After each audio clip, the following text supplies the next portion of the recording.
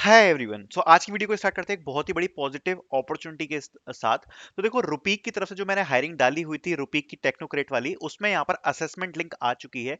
आप देख सकते हो ये असेसमेंट होने वाला है। असेसमेंट आज ही है 8 फरवरी को, और आपकी जो ड्यूरेशन है यहाँ पर आपकी 120 मिनट्स आपकी पूरी आपकी ड्यूरेशन आपकी यहाँ पर रहने वाली है। और ये आप 10 फरवरी तक दे सकते हैं इस पूरे असेसमेंट को। सो टॉकिंग अबाउट दिस, इसके पहले हम बारे में बात कर लेते हैं कि इसमें क्या कैसे होने वाला है। सबसे पहले अगर आप देखोगे तो इसका पूरा फॉर्म अभी ओपन है। रुपीक टेक्नोक्रेट इंटर्नशिप का अभी भी यहाँ पर फॉर्म ओपन है। आप इसमें सबमिट कर सकते हो अगर आपने अभी तक अप्लाई नहीं किया है तो। ठीक है, अब बात कर लेते हैं यहाँ पर रुपीक के बारे में। तो देखो, रुपीक के हम एक बार एक्सपीरियंस को आपको गो थ्रू कराऊंगा और अपना भी आपको पर्सनल एक्सपीरियंस शेयर कर दूंगा कैसे क्या इसमें रहता है, क्योंकि हमने बहुत सारी हायरिंग इसकी पहले भी देखी है।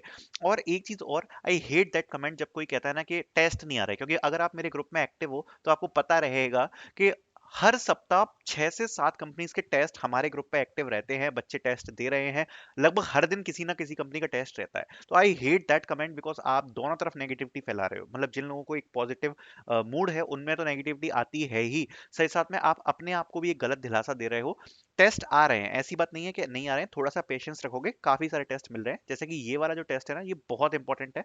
ऊपर से कंपनी काफी अच्छी है, तो इसके बारे में डिस्कस करते हैं। तो सबसे पहले देखो, ये जो एक्सपीरियंस है आप देख सकते हो, टेक्नोक्रेट इंटरव्यू एक्सपीरियंस ही है इंटर्नशिप के लिए। इसको एक बार अपन गो थ्रू करते हैं और मैं भी आपको बताने वाला हूँ कि इसमें आपको क्या क्या चीजों का ध्यान रखना है। तो देखो, जैसा कि इसमें बताया गया है, यहाँ पर आपके 3 राउंड होते हैं। सबसे पहले एमसीक्यू कोडिंग राउंड रहता है। ये पिछले साल का एक्सपीरियंस है, पहले मैं आपको ये बताना चाहता हूँ। बट अगर इस साल कुछ चेंजेस भी करे होंगे तो ये इसी के आसपास रहता है। जो रुपीक कंपनी है वो ज्यादातर आपकी कोडिंग और टेक्निकल साइड को देखती है। Now talking about this, we have 24 question, which 2 questions are coding questions, one simple array question, and second was a graph based question, 5 question on aptitude which are simple to solve. Other question are based on SQL code snippets and basic programming question. If you know SQL data structure basic programming, you can solve it easily. I cleared that round. ठीक है, talking about this, ये experience तो आपने पढ़ लिया, but मैं आपको कुछ चीजें बताना चाहता हूँ। ये पिछले साल का एक्सपीरियंस था।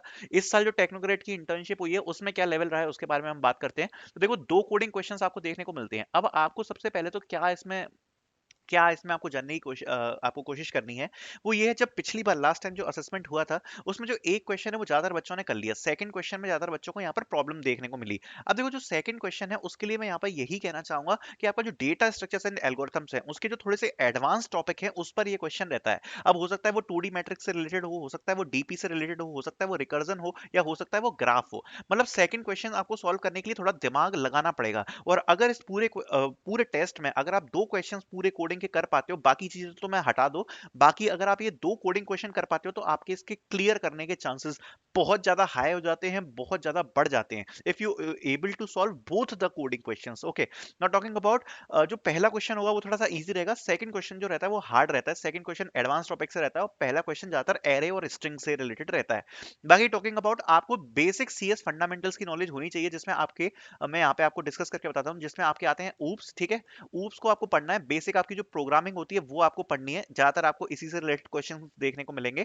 और जो अपन के डीबगिंग रिलेटेड क्वेश्चन होते हैं ना, वो आपको एक बार देख लेने हैं। अभी आप पे 1 से 2 दिन है प्रिपेयर करने के लिए, और ये सफिशियंट टाइम है मैं आपको बोलूंगा, क्योंकि देखो, कोडिंग तो आप एकदम से प्रिपेयर नहीं कर पाओगे, बट ये जो एमसीक्यू है ना, ऊप्स प्रोग्रामिंग और डीबगिंग के, ये वाले एमसीक्यू या तो आप गीक्स को यूज कर लो, या फिर आप सैन फाउंड्री को यूज कर लो। आप अपने हिसाब से यूज करके इसको दे सकते हो। ठीक है, टॉकिंग अबाउट दिस, यहाँ पर जो एप्टीट्यूड लिखा है, 5 एप्टीट्यूड के बेसिक क्वेश्चन देखने को मिलेंगे, तो इस पे ध्यान देने की ज्यादा जरूरत नहीं है, क्योंकि एप्टीट्यूड अपना वही बेसिक रहेगा। मेन मैं कहूंगा कि आप टेक्निकल साइड पे फोकस करो। दूसरी बात, आपको एसक्यूएल की क्वेरीज देखने को मिल सकती हैं। तो एसक्यूएल के जितने भी बेसिक कॉन्सेप्ट्स होते हैं, मैं एक बार वह रिकमेंड करूंगा कि एसक्यूएल की खासकर वो वाली क्वेरीज जो कि अपन की लीड कोड पर दी गई हैं, ये बात ध्यान से सुनना, जो क्वेरीज लीड कोड पे दी हैं एसक्यूएल की, उस लेवल के आपके क्वेश्चन आते हैं। जैसे कि अपन की सैलरी वाली जैसे क्वेरीज होती है ना, second higher salary, third higher salary, उस टाइप की जो एसक्यूएल क्वेरीज होती है उस टाइप की, तो थोड़ा आप बोल सकते हो लगभग मीडियम लेवल की एसक्यूएल क्वेरीज भी आपको यहाँ पर देखने को मिल सकती है। सो मैं आपको यही रिकमेंड करूंगा कि आप टेक्निकल साइड पे ज्यादा फोकस रखो। साथ में 2 कोडिंग क्वेश्चन आपको करने को मिलेंगे और सीएस फंडामेंटल्स करने को मिलेंगे। इस राउंड को क्लियर करने के बाद जो कि रेशियो लगभग रहता है, अगर यहाँ पर 100 बच्चे इस राउंड को दे रहे हैं तो 100 में से आप ये मान के चलो केवल 10 बच्चे आगे बढ़ पाते हैं। 90% का एलिमिनेशन यही हो जाता है। उसके बाद आपको यहाँ पर एक टेक्निकल राउंड देखने को मिलता है, फिर कल्चरल राउंड देखने को मिलता है। टेक्निकल राउंड बेसिकली आपका डेटा स्ट्रक्चर्स एंड एल्गोरिथम से रिलेटेड ही होता है, बिकॉज ये कंपनी जो है एक प्रोडक्ट बेस्ड कंपनी है, और इसका जो लेवल है वो आप समझ सकते हो थोड़ा सा हायर लेवल पे होता है। और देन उसके बाद जो कल्चरल फिट राउंड होता है वो तो एक सिंपल सा राउंड है, इस पे आपको ज्यादा ध्यान नहीं देना है। सेकंड राउंड बेसिकली आपका data structures and projects based रहने वाला होता है, ठीक है। अब फर्स्ट के लिए हम देखो बात करें तो यहाँ पर आपको जो टोटल टाइम दिया गया है जैसे कि इस टेस्ट में लिखा है वो है 2 घंटे।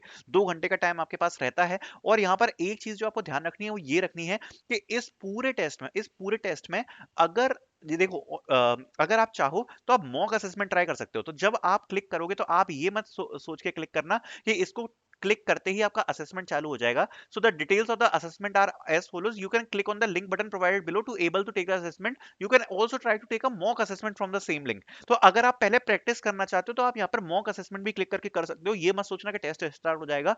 आपको दोनों चीजें यहाँ पर दी जाएंगी, या तो आप मॉक असेसमेंट ले लो या फिर आप अपना टेस्ट ले लो। तो मैं आपको सजेस्ट करूंगा कि आप मॉक असेसमेंट एक बार ट्राई कर लेना इसके लिए, ठीक है। सो आई होप मैंने सारी इन्फॉर्मेशन इसमें कवर कर दी होगी। Thank you so much for watching this video.